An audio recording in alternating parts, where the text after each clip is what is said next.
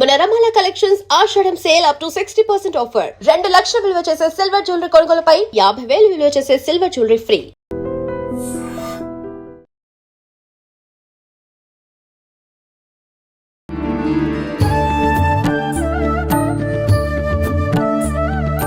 నమస్కారం గురుగారు. ఆశీర్వచనం తల్లి. గురుగారు, ఏదైనా కష్టం వచ్చినప్పుడు అంటూ ఉంటారు పెద్దవాళ్ళు, ఏదైనా పెద్ద ఆపద వచ్చినప్పుడు భగవంతుడు పరీక్షిస్తూ ఉంటాడు, ఇది భగవంతుడు పెట్టిన పరీక్షే అని చెప్పి. నిజంగా భగవంతుడే ఒక భక్తుడిని పరీక్షిస్తాడా? లేదు అని అంటే మనం ఏం చేసినా కర్మగా మారుతుంది, గత జన్మ కర్మ వల్లే ఈ జన్మలో అనుభవిస్తున్నాము అంటారు. మరి కర్మ వల్ల మనం అనుభవిస్తున్నాం అనుకోవాలా? ఏ రకంగా తీసుకోవచ్చు అంటారు? శ్రీ మహాగణాధిపతయ నమ. ఐం మహాసరస్వత్యే నమ. శ్రీ లలితాంబికాదేవియే నమ. ఇక్కడ రెండు ఉంటాయమ్మా. ఎప్పుడు కూడా ఒకటిగా అని అనడానికి ఉండదు. ఎందుకు ఈ మాట అంటున్నాను అంటే, పరీక్ష చేసేటువంటి వాడు భగవంతుడే. మనము పూర్వజన్మ కృతం పాపం వ్యాధి రూపేణ అని మనం చెప్పుకుంటాం. వ్యాధి అంటే అదేమి రోగం కాదు. వ్యాధి అంటే అంటే పూర్వజన్మ చేసుకున్నటువంటి దీన్ని బట్టి ఇప్పుడు ఈ జన్మలో కొంత నడుస్తుంది. భగవంతుడు పరీక్ష చేస్తాడు. ఎందుకు చేయడు? తప్పకుండా చేస్తాడు. ఎందుకంటే వీడు నిలబెట్టుకోగలడా లేదా అనేటువంటిది. మీకు ఉదాహరణకు చెప్తాను చూడండి. వీళ్ళకు చాలా డబ్బులు ఇస్తాడు. డబ్బులు ఇచ్చినప్పుడు మనం పోగొట్టుకుంటాం. దాని యొక్క విలువ తెలియకుండా పోగొట్టుకొని నాకు మళ్ళీ డబ్బులు కావాలని మనం ప్రయత్నాలు చేస్తూ ఉంటాం. ఇచ్చినప్పుడు దాన్ని ఏమాత్రము నువ్వు జాగ్రత్తగా చేసుకున్నావు అనేటువంటిది అవసరం. అంటే అవకాశము ఇచ్చినప్పుడు ఆ అవకాశం అనేటువంటిది జార విడుచుకోకూడదు. ఆపర్చునిటీస్, ఒక అవకాశం మనకు భగవంతుడు ఇచ్చినప్పుడు ఆ ఇచ్చిన అవకాశాన్ని దాన్ని జార విడుచుకోకూడదు. దాన్ని మనం వినియోగించుకోవాలి. మళ్ళీ అవకాశాల కోసం ఎదురు చూడాలి. ఎదురు చూడాలి అంటే ఏం చేయాలి? అవకాశం వచ్చేట్టుగా క్రియేట్ చేసుకోవాలి మళ్ళీ మనమే. అంటే మనకు ఒక తెలివి భగవంతుడు, అందుకే జంతువునాం నరజన్మ దుర్లభం అని, మనిషికి ఒక తెలివి, ఒక యాక్టివిటీ ఇచ్చినాడు. చేయడానికి నీకు ఒక అవకాశం ఇచ్చినాడు, ఒక దారి చూపించినాడు. అందుకనే మహాకవి శ్రీశ్రీ ఒక మాట అన్నాడు చూడండి. నీవు పరిగెత్తు, వీలైతే నడుచు, లేదా అలా ఇలా కదులు, ఒకే చోట కూర్చొని ఉండిపోకు, నువ్వు ఉన్నావని తెలుపు అన్నాడు. ఎందుకంటే కదలిక అవసరం. నువ్వు ఒక చోట కూర్చుంటే నీకేం పని జరుగుతుంది? నువ్వు ఉన్నావని తెలియాలి కదా. అలా కొంతమంది మహానుభావులు చెప్పేటువంటి మాటలు ఊరికే ఉండవు. పివి నరసింహారావు గారు కూడా, ఏమయ్యా నా మీద ఈ మధ్య ఏం రాయడం లేదు, కనీసం తిడుతూ అన్నా రాయండి అని పత్రికలు రాయమన్నాడు. అంటే నేను జనాల్లో ఉండాలి, నవ్వుతూ అన్నా అది జనాల్లో తెలియాలి అని, కనపడుతుండాలి అని. అంటే తెలియదని కాదు, అందరికి తెలుసు. కానీ ఒక 4 నెలల్లో 5 నెలల్లో ఏం పట్టించుకోకపోతే నా గురించి ఏం రాలేదే పేపర్లో అని అనుకుంటారు. రావాలి అంటే తెలియాలి. అందుకని ఇక్కడ ఏమవుతుందంటే అమ్మా, మామూలుగా భగవంతుడి యొక్క పరీక్షలు వీడు నెగ్గగలుగుతాడా లేదా అనేటువంటివి ఉంటాయి. 2 రకాలు ఉంటాయి. దాన్ని మనం ఏమనుకోవాలి అంటే, మనకు సంతోషము వస్తే సంతోషం ఎక్కువ పడడము, దుఃఖము వచ్చినప్పుడు దుఃఖపడటము కాకుండా 2 సమానముగా తీసుకొని జాగ్రత్తగా మన కెరీర్ను మనమే మలుచుకొని మన వ్యక్తిత్వాన్ని వికసింపజేసేటువంటి విధానముగా, ఒక మల్లె తీగ కదా ఒక దారము చుడితే అలా అలా ప్రాకుతూ, అది చూడండి ఏది అనుకూలమైతే దానికి ఆ తీగ అట్లాంటిది. ఈ తీగ కాదు, ఏదైనా సరే ఒక తీగ ఒక్కసారి మనం అక్కడ రోడ్లో పడింది అంటే దానికి ఏదైనా ఒకటి ఉంటే అలా అలా అలా ముందుకు పోయి ఎక్కడో ఒకటి పైకి నిలబడి దాన్ని పట్టుకుని పాకుతుంది. దానికి ఉన్నటువంటి తెలివి కూడా మనిషికి లేకపోతే ఎట్లా? అవకాశం అనేటువంటిది ఏది ఉంటే దాంట్లో జాగ్రత్తగా చేసుకుంటూ మనల్ని మనం మలుచుకుంటూ ఎదగడానికి ప్రయత్నము చేస్తూ మన వ్యక్తిత్వాన్ని పెంచుకుంటూ ఎప్పుడైతే మనము నిలదొక్కుని ముందుకు వెళతామో అప్పుడు ఖచ్చితముగా ఇబ్బందులకు మనం ఎక్కడా ఇబ్బంది పడాల్సిన అవసరం లేదు. ఇబ్బందులు వచ్చినాయని బాధపడకూడదు. బాధ ఉంటే కూడా లోపల పడి బయటికి తెలియకుండా ఇలా గుప్పిటలాగా మూసుకొని ముందుకు వెళ్ళి ఎప్పుడైతే మనం ధైర్యంగా ముందుకు వెళతామో ఖచ్చితముగా వాడు యోగవంతుడవుతాడు. దైవాన్ని గూడా ఎదిరించి ముందుకు వెళ్ళగలిగినటువంటి సామర్థ్యం వస్తుంది. అవును. అప్పుడు భగవంతుడు కూడా ఏం చేయలేడు. ఆ! మన కెరీర్‌ని మనమే మలుచుకున్న వాళ్ళమవుతాం. హ్మ్. అవకాశాలు ఎన్నో ఉన్నాయి. ఇన్ని రకాల అవకాశాలు ఇచ్చినాడు అవును. ప్రపంచంలో. నేనెందుకు దానికి వెళ్ళకూడదు, దీనికి వెళ్ళకూడదు, వెళ్ళొద్దని ఎవరన్నారు? హ్మ్. భగవంతుడు నువ్వు ఇదే మనం ఏమనుకుంటామంటే మనకి ఇదే రాసి పెట్టాడు. అవును. మనకి ఏది రాసి పెట్టి ఉంటే అది జరుగుతుందని అదే మనం జరుగుతుంది. చెప్పుకున్నాం. ఓకే. రాసి పెట్టి ఉండొచ్చు. హ్మ్. కానీ దాంట్లో నుంచి ఇంకో దాంట్లోకి ఏం చేయొచ్చు అనేటువంటి ఆలోచన మనకు రావాలిగా. అవును. ఆ ఆలోచనలతో ముందుకు వెళ్ళాలి గదా! హ్మ్. కానీ మనకొచ్చిన ఆలోచన వల్ల మనం తీసుకునే నిర్ణయం సరైనదా కాదా తేల్చుకోలేని స్థితిలో చాలా సార్లు మిగిలిపోయి ఆగిపోతాం కదా గురుగారు. మరి దాని నుంచి బయటకి రావాలి అంటే మనకి ఏమి హెల్ప్ అవుతుంది? గురువులు, గురువులు. గురువు హ్మ్. నీకు నమ్మకమైనటువంటి గురువు. ఓకే. నీకు సరైనటువంటి అవగాహనతో చెప్పగలిగినటువంటి వాడు ఎవడో అని ఎంచుకోవాల్సిన బాధ్యత కూడా నీది. హ్మ్. గురువులున్నారు, హ్మ్. మార్గదర్శకులున్నారు, దాంట్లో నిష్ణాతులున్నారు. హ్మ్. ఒక ఉన్నతమైనటువంటి కవి దగ్గరికి నేను ఇలా రాయాలి అనుకున్నవాడు ఆ కవి దగ్గర చేరతాడు. హ్మ్. ఆయన ఎలా రాస్తున్నాడు, ఏమిటి మెళకువలు తెలుసుకుంటాడు, నేర్చుకుంటాడు. ఆ! నేర్చుకో. ఒక్కోసారి ఆ కవి కంటే గూడా ఈ చేరినటువంటి కవి ఇంకా అద్భుతమైనటువంటి పదాలు వేసి ఒక అద్భుతాన్ని సృష్టించవచ్చు. హ్మ్. అవును.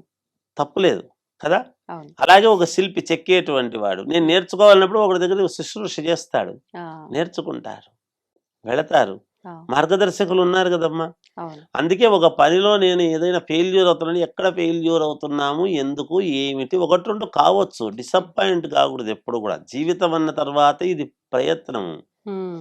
ప్రతి ప్రయత్నంలోనూ ఒక అపజయము వచ్చే విజయానికి తొలిమెట్టు అంటాడు. తర్వాత విజయం వస్తుంది. అందుకే మనకు వెన్నెల కొన్నాళ్ళు, చీకటి కొన్ని ఇట్లాంటి ఉపమానాలన్నీ చెప్తుంటాం. ప్రతి అవును. వాళ్ళ జీవితంలోనూ వెలుగుంటుంది. ప్రతి వాళ్ళ జీవితంలోనూ యోగం ఉంటుంది. హ్మ్. ప్రతి వాళ్ళ జీవితంలోనూ ఎదుగుదల ఉంటుంది. దాన్ని వాళ్ళు గుర్తించడము. ఓకే. వాళ్ళు గుర్తించుకొని వాళ్లకు నమ్మకమైనటువంటి వాళ్ళ దగ్గర చూసుకొని, హ్మ్. ఒకవేళ జాతక ప్రకారంగా ముందుకు నేను వెళ్ళగలనా? లేదా? అనేటువంటి ఆలోచనలు చేసి, హ్మ్. అనుకూలవంతంగా చేసుకొని ముందుకు వెళితే ప్రతి వాడు జీవితంలో సక్సెస్ అవుతాడమ్మా. సక్సెస్ కానివాడంటే ఎవరు ఉండరు.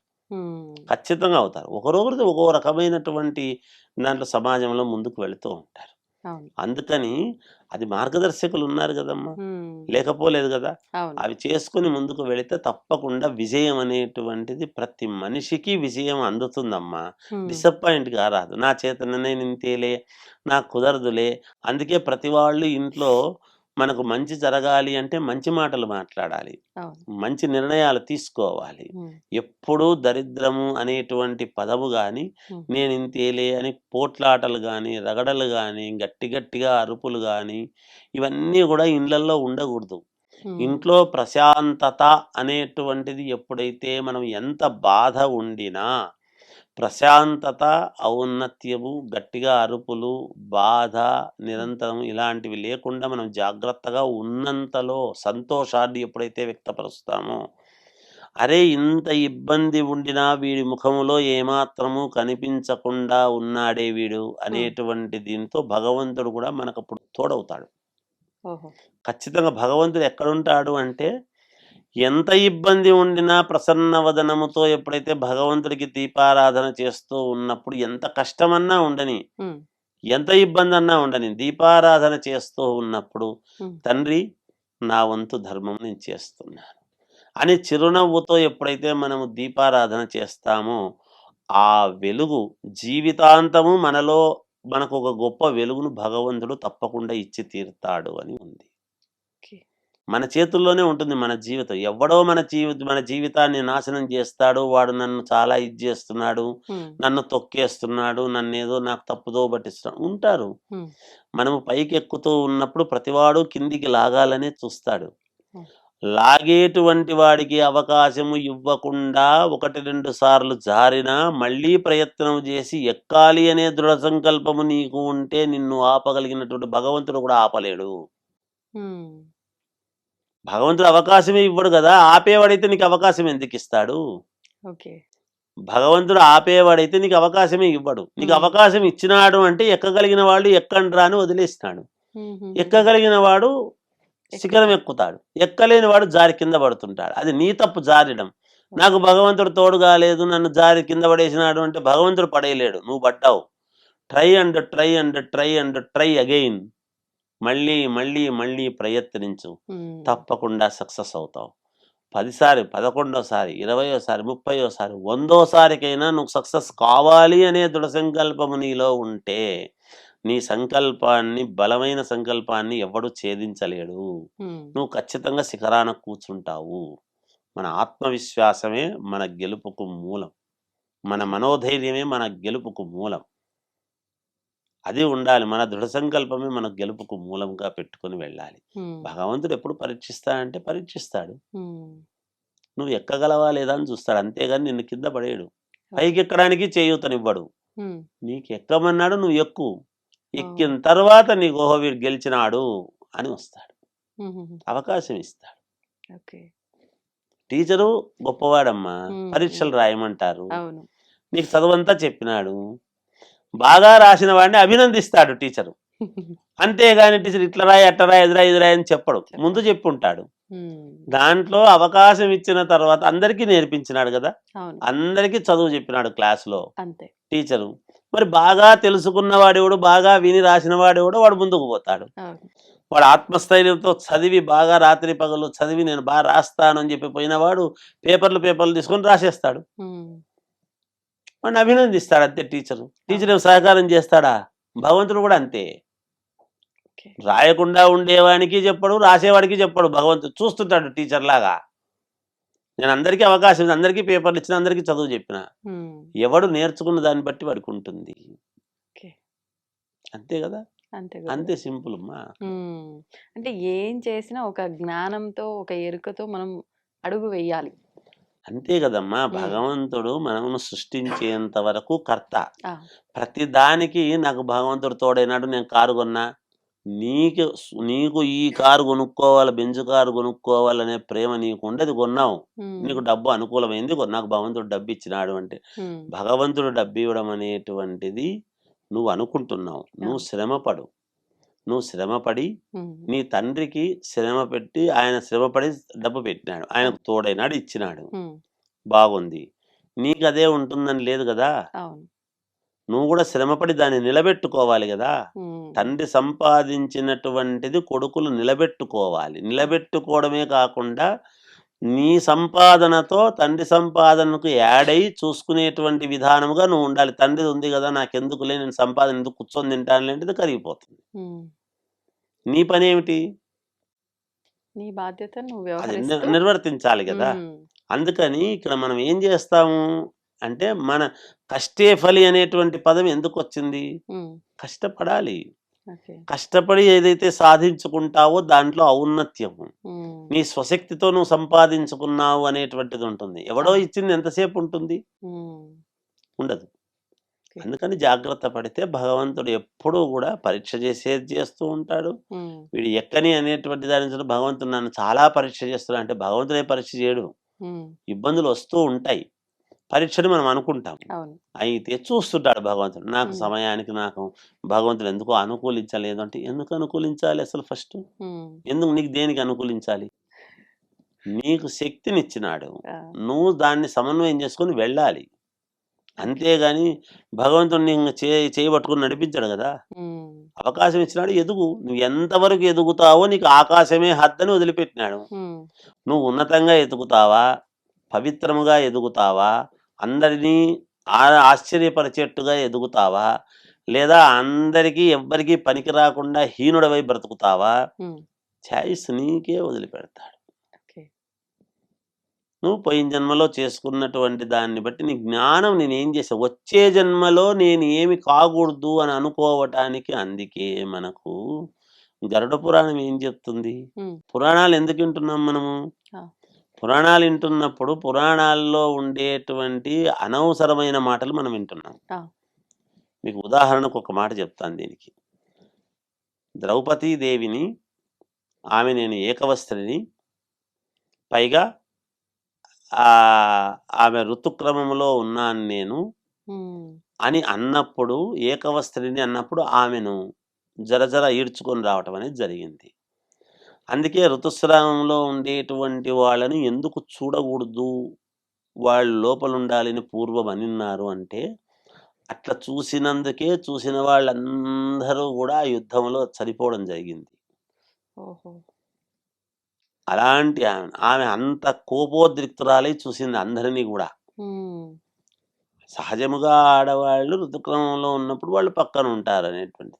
ఈడ్చుకొచ్చినారు, ఆమెను వివస్త్రాలు చేసినారు. ఇవన్నీ మనం చెప్పుకుంటున్నాం బయట. అంటే కారణం, నేను ఏకవస్త్రిని రాకూడదు అని చెప్పింది. అవును. అయినా గూడా ఆమెను ఈడ్చుకొని సభా ముందుకు అంతమంది మగవాళ్ళ దగ్గరికి ఈడ్చుకొనిచ్చినందుకు ఒక్క వికర్ణుడు అనేటువంటి వాడు 18వ వాడు. హ్మ్.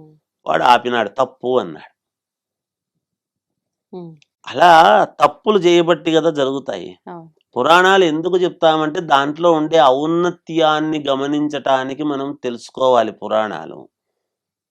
దాంట్లో ఇట్లన్నాడు, అట్లన్నాడు మన విపరీత వ్యాఖ్యానాలు, మన తెలివితేటలు ఎక్కువై మానవుడికి వాడు ఇట్లన్నాడు, అట్లన్నాడు, రాముడు ఇట్లన్నాడు, ఇంగోడు ఇట్లన్నాడు, లేకపోతే దుర్యోధనుడు ఇది చేసినాడు, అవి చేసినాడు.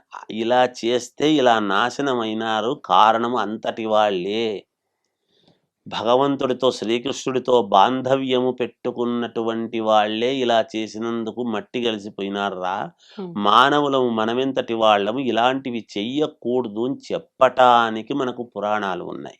ఓకే. ఏది పాటించాలో అది పాటించండి అనడానికి ఉన్నాయి. హ్మ్. అంతేగాని వాళ్ళేదో ఒక విపరీతార్థాలు చెప్పినారని, వాడు ఇట్లన్నాడు గదా, ఇట్లన్నాడు, అట్లన్నాడు గదా అని హ్మ్. మెచ్చుకుంటూనే ఒకరిని గొప్పతనంగా మెచ్చుకుంటూ మళ్ళీ మన ఏలు తీసి మన కంట్లో పొడిచేదానికి తయారైనారు మన వాళ్ళు.